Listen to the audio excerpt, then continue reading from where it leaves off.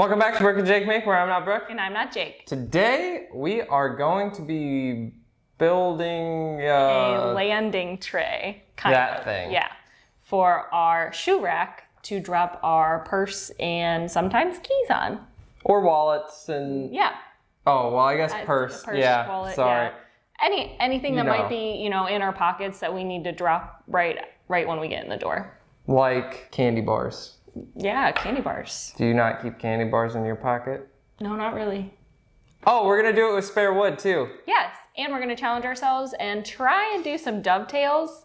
Yeah. So the first step is to practice doing dovetails because we've literally never done them before. So, and we're not gonna do it by hand because, well, I mean... We're not very good with hand tools like that at all. Yeah, that's probably our weakest point, and we're not trying to get better at that right now. So we're gonna use a router. Yeah, let's get to it.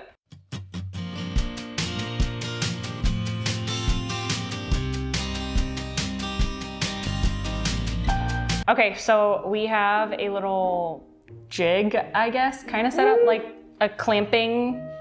We have a clamp stable. Yeah, we have a clamp stable. We have it clamped, right? So it is stable. Clamped stable. Oh, clamped stable. Okay. Well, we have it. The piece, our test piece, that is actually the same material as what the pieces we will be using for the landing tray. So that worked out nice that we had extra pieces of that. Tiny little pieces of it. Yeah. But it'll work for a test. So we have those clamped up, and what we're gonna do is run the dovetail bit through one piece. So a couple things are happening that we've noticed. When we go to push through, it looks like the shank is slipping out of the collet, which means we should be able to fix it just by tightening it.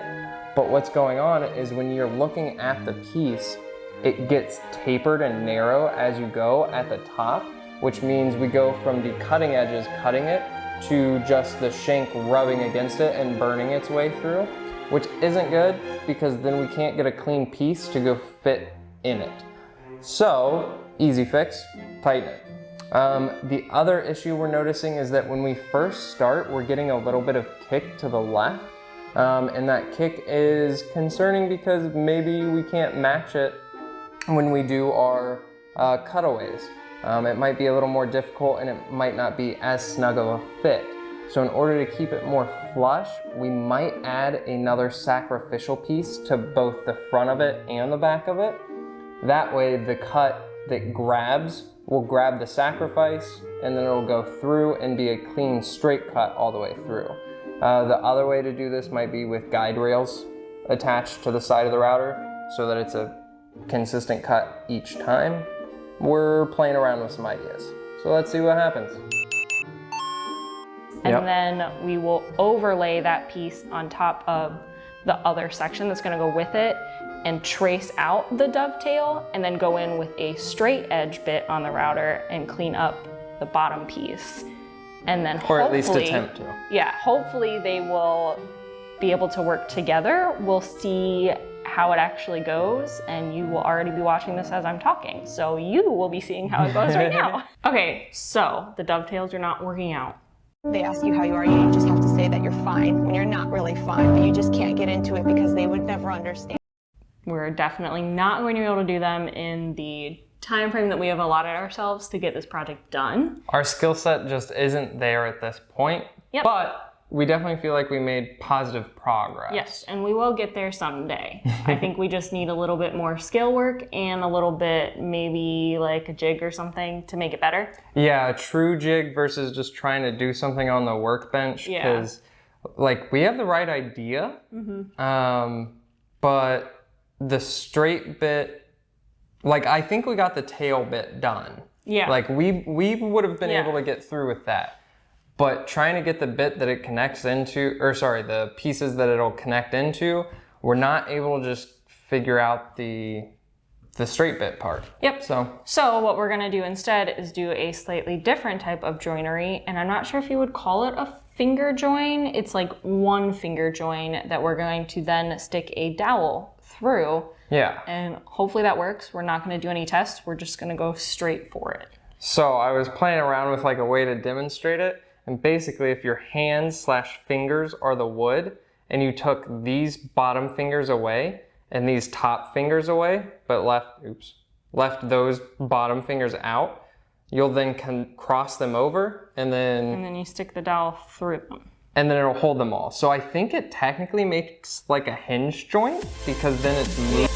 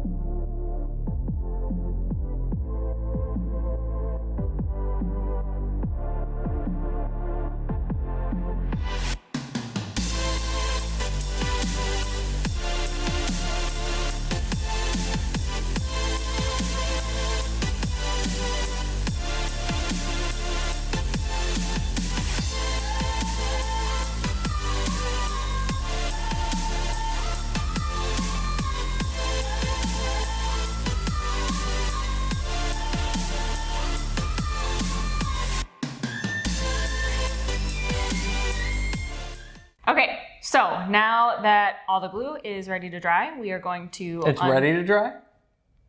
It could be ready to dry. Hopefully it's already dried, because if it's just now ready to dry, we gotta go back inside and we shouldn't have filmed this segment. Now that the glue is dried and ready to go, we are going to unclamp it, finish up the edges with a flush trim router so everything is actually even. And or attempt to, because it is pine. We're gonna try. It might blow out. We don't really know. We'll see. And then we're gonna give it a good sanding, and then it'll be time for staining and sealing, and it'll be done. Oh no. Drill some holes for a handle. Drill some holes for a handle. Then attach the handle after we've stained and sealed, and then it'll be done. Sounds like a plan. Let's do it. Okay, so to attach these handles, we need to make quite a few measurements. So first, I am going to find the middle of the board, which the board is at 3/4 inches, so that's a number that I know, but I'm just gonna use my eye. So that's the middle. So then, because I don't really have a ruler in here, I just kind of took a popsicle stick and lined it up where I thought it was pretty even, and then used my pencil to make my line.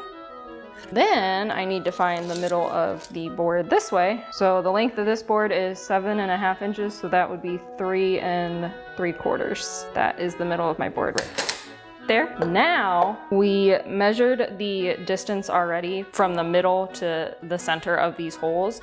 So on the other side. So all I'm gonna do is take that distance, which was like 1 5/16. So that is right here. And then you do the same thing on the other side. Hopefully my hands aren't blocking it too much. And that is right there. And then you double check that they are, the center of the hole is centered with that. It's a little off, so I'm gonna redo my measurement on this one. Okay, check that, and that is better. And that's how you get your measurements. So then what we'll do is we'll drill on these holes with the drill that fits these screws, and then we'll go from the bottom and drill a larger hole so that way the head can go all the way through the bottom, since these screws aren't the same length as this board.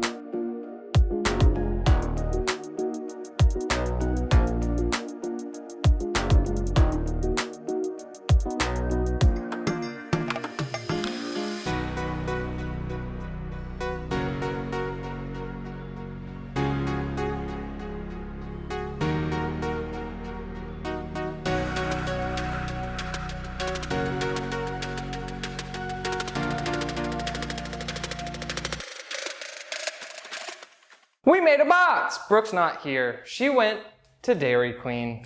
Ooh, that sounds good. It's kind of far away. And we're Like not 10 sponsored by minutes. them. We're not sponsored. She went to an ice cream place.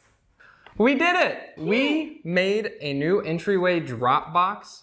And let's just say it's not glass or noisy. And that's my only 2 requirements. So I'm happy. Yeah, me too. I think it looks really cute. Other than the like holes, you know, from our mistake, but it actually turned out really good. Yep, so it's an easy fix too. If you had a wider board or if your screws were slightly smaller for your handles, you could bring it in. It's just that our countersink bit, if you will, was too wide, so it broke the pine apart. Yep. It is what it is, and it doesn't really take away from the aesthetic at all. So No. I'm happy with it. Me too. And we want you to remember to do something that makes yourself happy every single day. All right, now enjoy these final shots. Yeah. Thanks for watching. Please subscribe. That too.